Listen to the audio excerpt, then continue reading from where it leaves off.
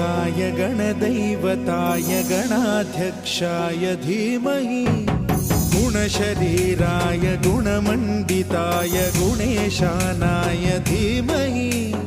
गुणातीताय गुणाधीशाय गुणप्रविष्टाय धीमहि एकदन्ताय वक्रतुण्डाय गौरीतनयाय धीमहि गजेशानाय भालचन्द्राय श्रीगणेशाय धीमहि